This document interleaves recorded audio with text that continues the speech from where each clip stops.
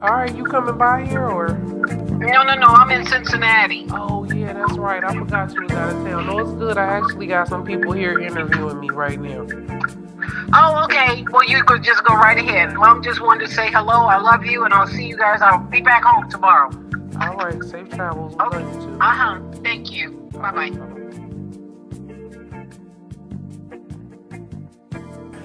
Hello world, Supreme BG here, your host of Premes Palate, and we are here for a very special episode. Third episode, Paper Luxe Studios with owner and creator Linia White. How you doing today? I'm doing wonderful. Blessed. I feel honored. Absolutely, that's For great. sure. That's great to hear, man. Let's talk about your journey. Let's talk about your artistic journey. Let's dive right into it. Man. Tell me what you got. I'm an open book. You an open book. You an open book. That's what I like to hear. That's what I like to hear. You know, because your journey gonna definitely inspire somebody, and actually, that's our ultimate goal. You know what I'm Facts. saying? That's a fact. Absolutely. Okay. So, let's just start off. Tell me about the first time you felt seen through your art. Well, I'm a multidisciplinary artist. Okay. So that means that I have multiple disciplines. So with Paper Luxe Studios, in this particular discipline of artwork, the first time I felt seen in that medium probably is when I was in high school. When I was in high school, I remember the Word Up magazines and what was some other ones? But I had all of them. Wrap up, all of that stuff. I had all of the artists plastered on my wall. Mm-hmm. So those were the first people that I started to draw. So when I was in high school, I started to draw all of the rappers, the singers, the celebrities. So Mary J. Blige, Ice Cube, Yo Yo, everybody. So that's one of the things that I was known for in high school. So at lunchtime, everybody would come and want to see my book. What I drew, what was new, who I added. Yeah. So I started out drawing that way. So that was the first time that I would say that I felt seen in reference to artistically, drawing and appreciated what you had to offer. Yes. Absolutely. So that was actually the beginning of my artistic journey as far as visual art. Okay. Yes. Okay. Well, let's talk about the particular medium that you utilize today. Explain for us as much as you can about the creative process. You know, the first inspiration for doing it, and then the creative process going through it as much as you can. Well, I think as an artist, your creative process, it's a journey, all within itself. So when I was in high school, I was working with graphite pencil, and that's how I would draw the images that everybody knew me for. I ended up getting a scholarship to go to art school. Okay. So when you go to art school, the first year, they make you do everything. Like you can't come into the art school and say, I want to be an illustrator. They gonna make you do everything. I had to take sculpture. I had to take figure drawing. I had to take painting. But they're trying to expose you and show you what you are not good at before you picked a major or what you wanted to do. But in college is when I fell in love with, or I was introduced to, and I fell in love with oil painting. So I'm a portraitist by trade. As I told you, I started out making portraits of people, and that followed me. And I fell in love with oil painting when I was in college. So I was an oil painter. Like that's what I began experimenting with. I left off from doing graphite, and I more so moved into painting with oil. Okay. So, in this right here, this image that I was showing you, this is an oil painting. This is one of the first oil paintings that I did when I was in college. I fell in love with oil. But oil, as far as having a hobby, the crazy thing about school, you had to pay to do your homework. That's the crazy thing. Everything Really? What? Everything costs money. Yeah. So I had to buy your own supplies. What? You work with when you go to art school, first they give you a it come with a toolbox, right? Yep, So your yep. toolbox will have like oils. It'll have basically like a little starter kit in it.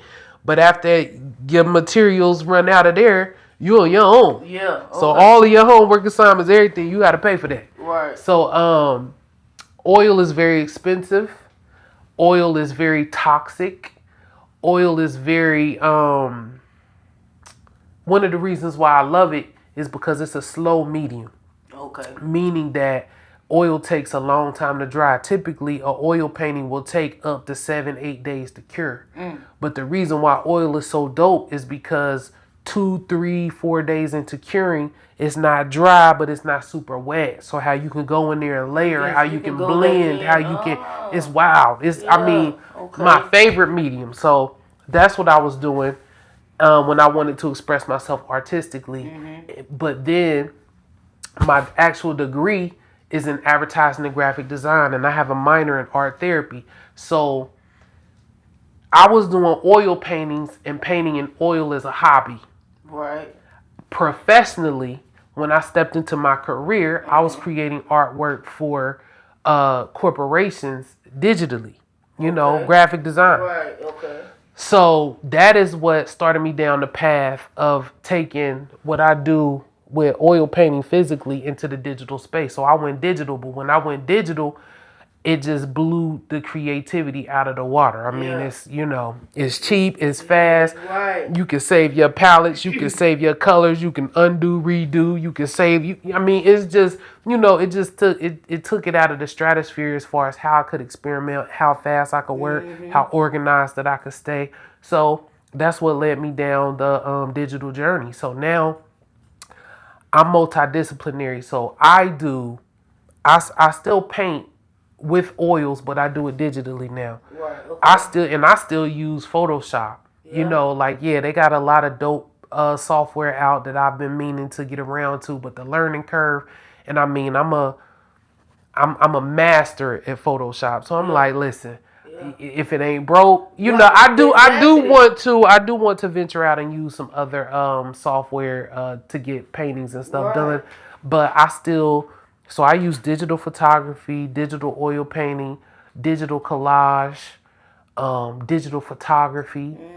I use all of these mediums to make these pieces. Like, it ain't just one thing. I started experimenting with a open source 3D generator online called Blender. Okay. That has been crazy as far as coming into the 3D space, the textured space, creating some of these pieces that come out at you. So yeah, and it looks amazing, man. And the thing about it is, I think that a lot of times, you know, it's speaking to the entrepreneur in you when you start thinking about the practicality of it. The oil is, you know what I'm saying? Just there's certain levels of how much you can do and how wide it can be, how much you can do with the digital space. And just like you said, if it's not broke, don't fix it. You know what I'm saying?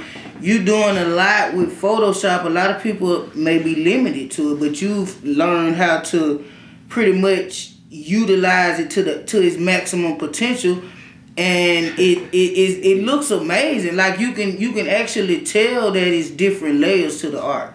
That you're taking your time and putting different layers into it. Like you can actually tell.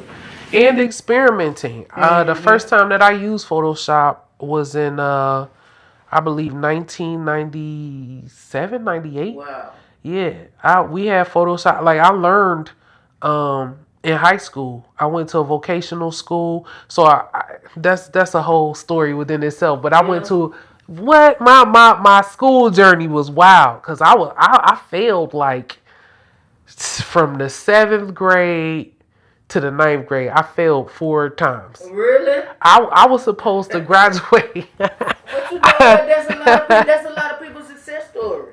Listen, You know what I'm saying? They had to get it right, and you see it through. I didn't think I was gonna make it out of high school. Because I would have been so far behind. Yeah. So instead of graduating 2 years behind, I ended up graduating 1 year behind because I was able to skip a grade. It's a long story, but I failed the 7th grade. Had to do the 7th grade again. When you fail in middle school, they automatically put you up. So I failed 7th grade again. Got put up to the 8th. Failed 8th grade. Got put up to the 9th. Failed the 9th grade. And that's how you got held back. Wow. So as far as I didn't, I ain't think for a second there. I ain't think that I was gonna make it out of high school. I'm like, I ain't about to be 20 up in this piece. Right. But through the grace and the mercy of the Creator, my mom, she sent me to a private school. She took me I went to Wentwoods. I'm from Cincinnati, Ohio, Forest Park. I went to Wentwoods. She made me go to a private Baptist school called Central Baptist. Okay. And I got straight A's. Now, at this private school, I had to wear skirts or a dress every day. It was wild. It was yo. It was nuts. It was absolutely nuts. Long story short, I got straight A's when I went to that school. Okay. And because I did so well at that school, they let me go straight into Scarlet Oaks, which is a vocational school. And in Cincinnati, Ohio, I think at the time Scarlet Oaks was the largest vocational campus in the country. It still might be. Okay. But I went for commercial art because I was already already doing it. Yeah. Yeah. So and then going through that and going through to Scarlet Oaks for 11th and 12th grade, I did really well in school, and they gave me a scholarship to go to art school. That's how that worked out. So I graduated 1 year behind, and I got a scholarship to go to school. Crazy, wild story. That's what's up, man. True to life. That make for a good book, man. That make for a good book, man. You feel me? Absolutely, man. Indeed. Yeah, man. So, I kind of know the answer to this, but I want to hear you expound because your artwork speaks to Black culture.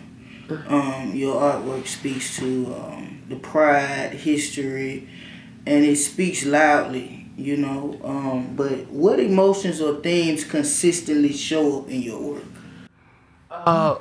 Consistently, Black power. And not in the sense, not necessarily in a militant sense, but the power of the Black aesthetic, the power of the Black sense of design, the Black sense of fashion, how we show up. You know what I'm saying? We are colorful, we are diverse, we are like interesting, we're funny, we're a whole entire vibe. So my artwork represents that. I'm always trying to catch the vibe and of who we are, mentally, psychologically, socially, sometimes politically, artistically, beauty-wise. So that is the theme that you are going to see consistently throughout my artwork because I love us, I love myself, and we are underrepresented. How dope we are is underrepresented. How we are supposed to show up is oftentimes boxed into a thing. So that's what my themes represent. The diversity and beauty of us and how it can't be contained and how just wide open it is. You understand? Yeah. So let's pivot a little bit.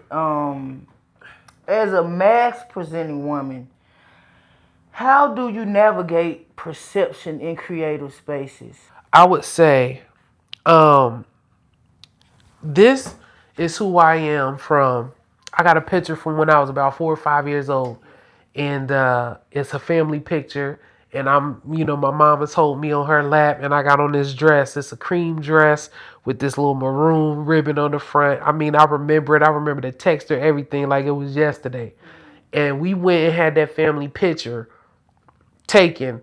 And I remember going home and taking off that dress, and I wrapped it around my arms and I shoved it. I went in the laundry room and hid that mug in the back of the dryer type, like somewhere where nobody could ever find it because I had made up my mind at the age of 5 that I would never wear that dress again. Right. So that had nothing to do with sexuality, actually.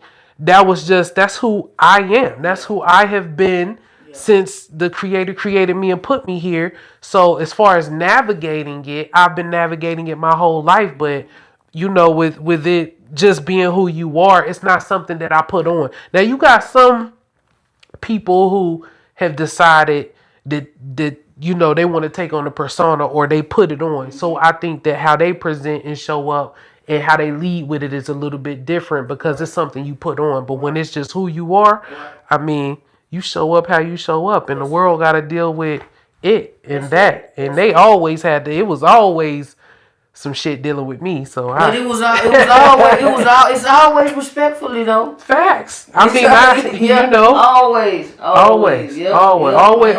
respectfully. But I've never, you know, it's something I don't even put my mind to it. I mean, you accept me or you don't. You know, I definitely feel like I get, because I stand 5 feet 10 inches tall, actually 5'9 3/4", but I'm just gonna claim that other quarter. It's all good. You understand what I'm saying? I am a dark skinned woman. I weigh 250 pounds. So that is within itself perceived as masculine. Dark skin is masculine. You understand what I'm saying? Tall is considered masculine. You know what I'm saying? 250 pounds is considered masculine. So when I come into a space my whole entire life, you know, that's what I've been dealing with. You know what I'm saying? But I mean, do I care? No. You know. You know. Yeah, indeed. So this next question is have you ever felt pressure to soften or adjust yourself professionally? And I mean, I know the answer to that. That's absolutely not. I would disagree. Have I felt pressured? Yes. Really? Do I necessarily coalesce? Not necessarily. I mean, I'm coming from corporate America, but not only am I coming from corporate America, I'm in the space outside of businesses and corporations. I'm dealing with men. Yeah. So when you deal with men, I had to learn and try to wrap my mind psychologically around the fact that men see me as competition. I'm not competing, but oftentimes they are because of whatever they got going on. So I've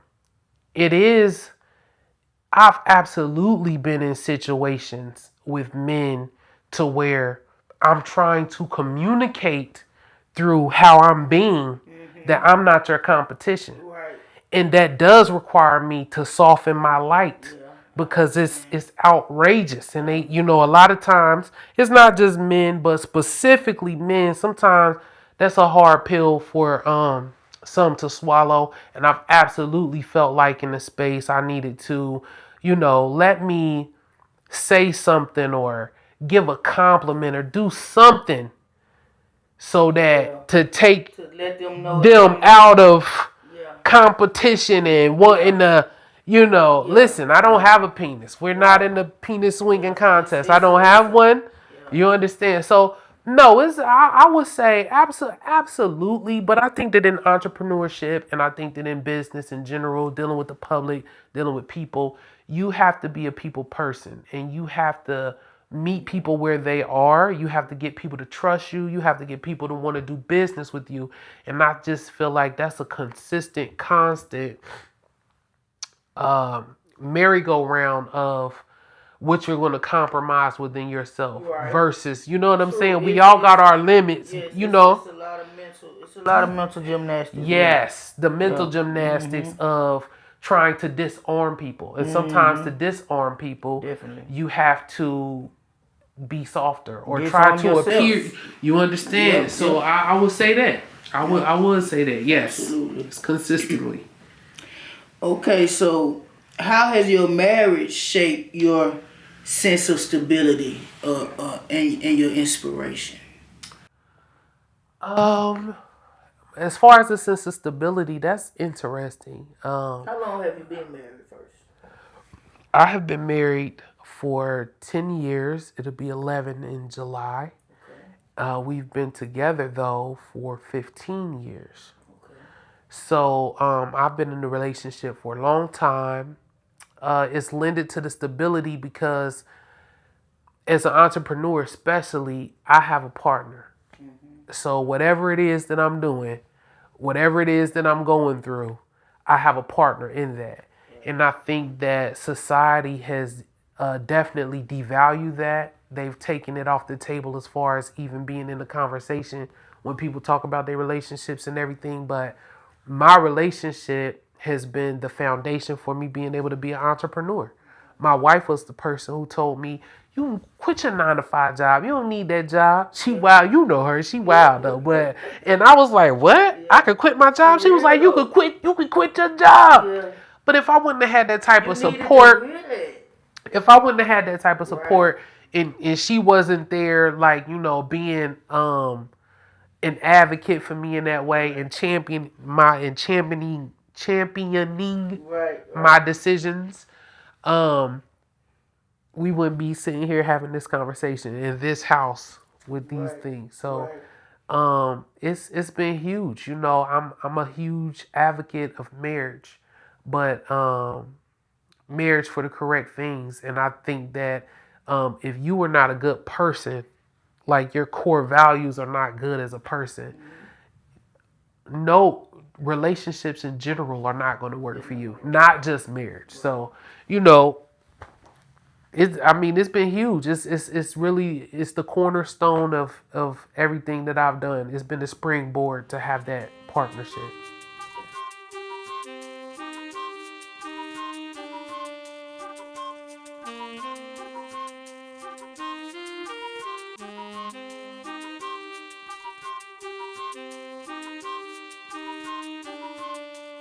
When someone hangs a piece of your art in their home, what do you hope lives in that room? I want the art should be expressing something about the person who bought it. So hopefully when people come into the room of a piece of artwork that was purchased, I've created something that resonates within someone, and it's a representation of who they are. Legacy for me is simply my creations living on. I think that as human organisms, a part of this grand design, we all want to create something that lives on. Some people do it with their children. Some people create children to live on. I create artwork and I create things that hopefully people hold on to, and it moves into the future even when I'm gone. From my artwork to my companies, and creating things that are going to feed people, whether it's psychologically, monetarily. I want people to be fed by my creations as well. So that's legacy for me if I can create that. And this piece is the first piece that I did. This is etched metal. So I took a piece of metal, etched the metal, fabricated it, did the hand embellishments, everything. Yeah. This is the first time I did that. Yeah. And this piece is part of a series called Stone Face. Okay. And what created the Stone Face series is that I have a cousin who he collects artwork like for real. Okay. You know, when you go to his house, he got real marble busts and like stuff you see in a museum for real. And I was so taken aback by sculpture. I love it so much, but I'm not a sculptor. I can't work with stone or metal in that way.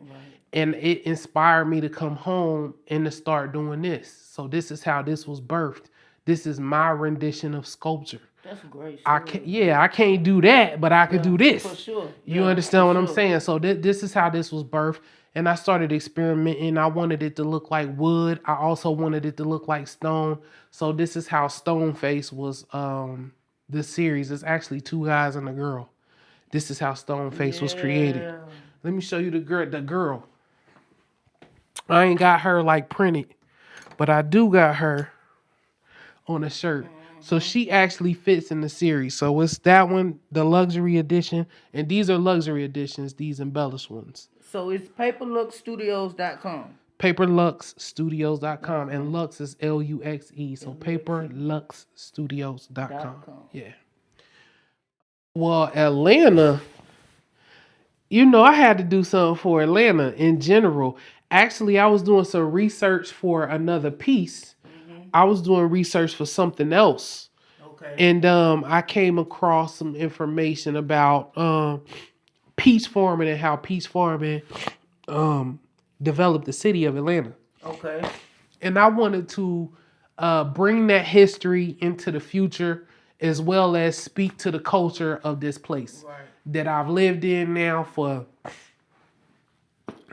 almost 20 years, and that I love. So that's what birthed Atlanta, the little boy with the satchel of peaches. But at the same time, he got the culture and the embellishments of the place in the present, in the future. So he just ain't no regular old farm boy. Facts. He ain't no regular old farm boy. And then he was birthed from this, but exactly. But that's so as you get into Atlanta, that's the reason why Atlanta, the culture of Atlanta, the icons of Atlanta are embedded in this piece. Everything is there. The 75, 85. Yes. The Mercedes-Benz Stadium. The Varsity. I gotta You got skates for the skating room. What you thought? That's K. You got the hat in here. You got Martin Luther King back here. Coca-Cola is such a just important part of Atlanta. And you got the Falcons back here. You understand what I'm saying? You got the trap house. Yeah. You know. It's just, and then it's textured. Indeed, this is a new technique that I developed for my artwork. This is a limited edition of Stoneface. That means that I will only duplicate or replicate this piece of artwork a finite amount of times. I believe that it's 60. So once the 60 is gone, they done. You understand what I'm saying? Sure. This particular piece will be considered a one of one because there will never be another like it. Even though I'll probably do him again in this method, but the substrate, the embellishments, everything is going to be different. Right. So this is a one of one of Stoneface. Yeah. Well, Congo Lisa's in Fayetteville. Oh, okay. Congo Lisa's in Fayetteville. That's at the Kindred Vision Black History Month art exhibit up at the Arts Council in Fayetteville, North Carolina. It won 3rd place. Okay. Yeah. That's my first time winning a little bit of money for a piece of artwork. Yeah. But yeah, it's on display up there in Fayetteville. I'm typically working from a point of research or something that caught my attention. Like I'll be on YouTube because I like information and I like knowledge. So when I come in contact with a piece of knowledge that I find intriguing, that will inspire me to do artwork. So I found out that the Europeans were murdering all of the bison. Hold on. First and foremost, there are no buffalo in the United States. I learned that. Okay. Buffalo are only found on the African continent. What the United States has is bison. They don't have buffalo here. And I learned that the European settlers were murdering up all of the bison because the indigenous populations depended on them to live. So they purposely went through and slaughtered the bison so that these people couldn't eat, couldn't clothe themselves, couldn't you understand? Right. So I made the correlation between what the European did to those bison to decimate that community to what the European has done to black men. You understand? Black men and bison. And the parallel that they run. You understand what I'm saying? So to destable our communities and to destable us as a nation of people,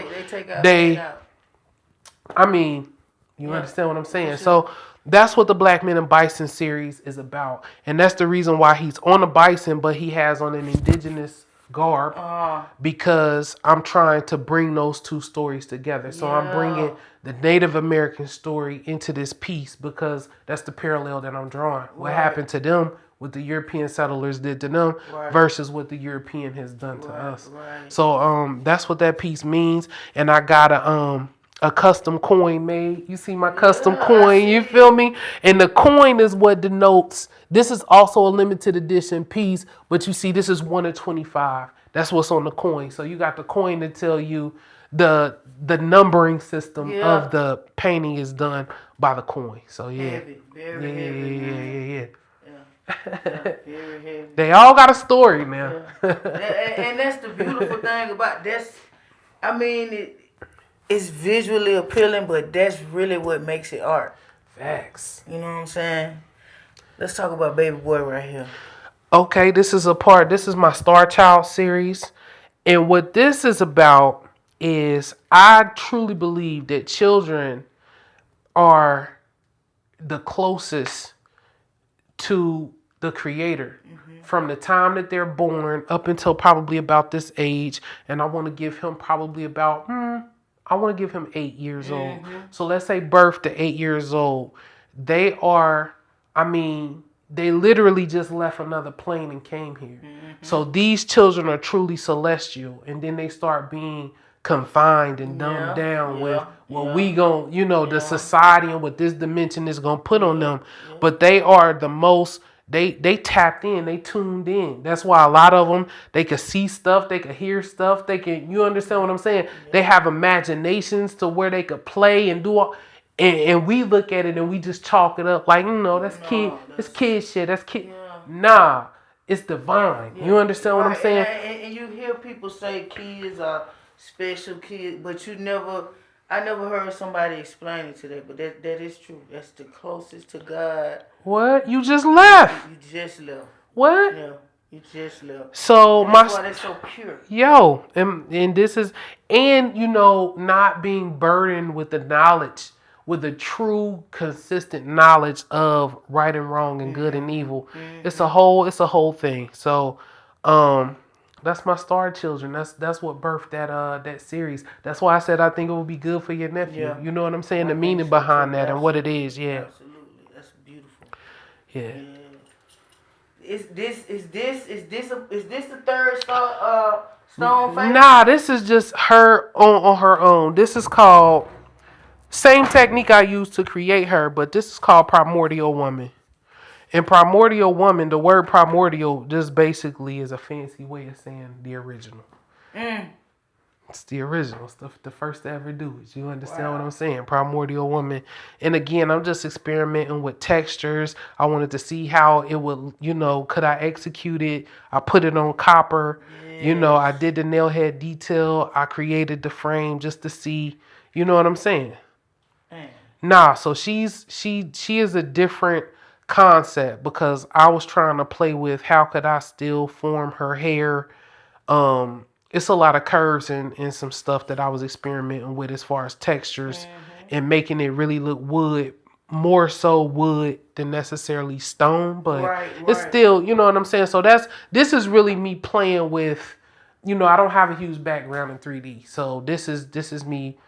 This was birthed from me experimenting with and playing with that medium. So, and she's the original. That's as deep as they go. It's Primordial Woman. Pick a favorite, but that's one of my favorites. Indeed, and my sister loves this piece. I'm considering giving my sister that for her birthday. Yeah, Indeed. I think that would be a great deal. Indeed. That's great. Last one. This right here is called Soul Ties. And the Soul Ties series I created is because of all of the infighting basically between men and women, black men and women. Yes. And I wanted to create a piece to just show how we are divinely connected and you cannot separate. I mean, we give birth to everybody here. There is no separation. Even though people want to beef, we are connected for eternally. And I wanted to create a piece that was about our divine connection, but at the same time, look at their eyes. Look how tired that they look. Look how, you understand what I'm saying? I mean, it's the story of us as a community. You feel me? So we are tied together. We have soul ties. We are exhausted. We done been through a lot, but it's always been together, and that will never change. So that's what that picture is about. That's a great way to end this thing, man.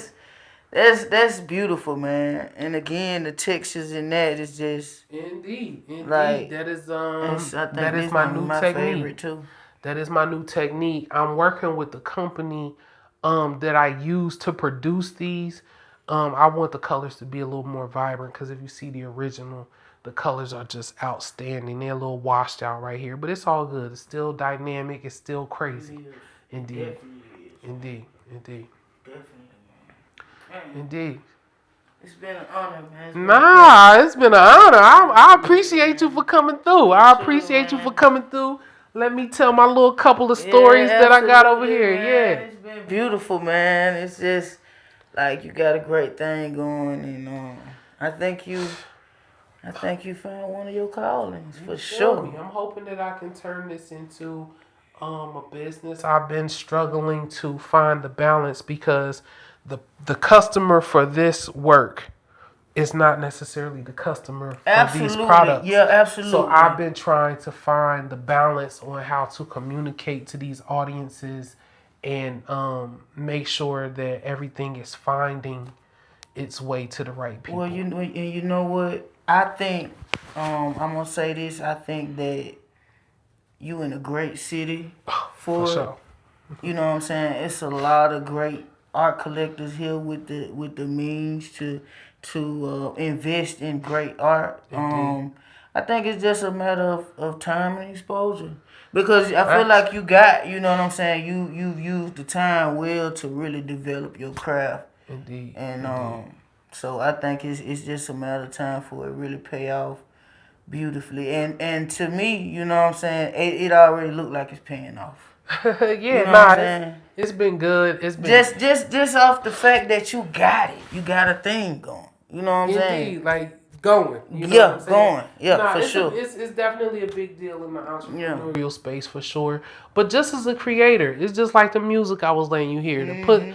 To have something go from your head and it be your creation and it come out into the world and people be affected by it, like it's a big deal and I don't take it for granted.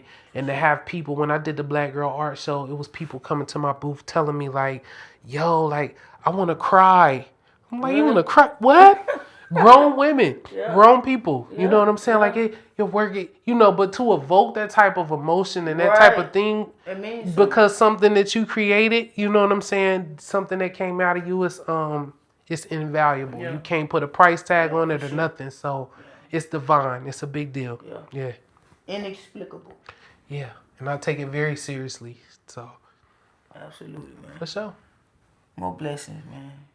More blessings. Thank you. I received that. Yes. And really, all glory to the Creator. Absolutely. Please, all glory to the Creator who gave me all of my gifts. I sit down and I think about them like, man. Yeah. I have a lot of gifts. The Creator really went off. So I'm super grateful. Right. And I truly believe that the Creator gives us our gifts really to give the glory back, because that's how the Creator shows His majesty and His greatness is through us and what we do. And it's the gratitude that keep it multiplying. Facts. That's a fact. So all praises and glory to the Creator who gave me all of these gifts, and I'm just out here trying to make it happen. That's it, man. Making it shake, man. Yeah. Something serious. Yeah. For sure. Paper Luxe Studios, Premes Palate. We out of here, man. With the confidence of a legend, man.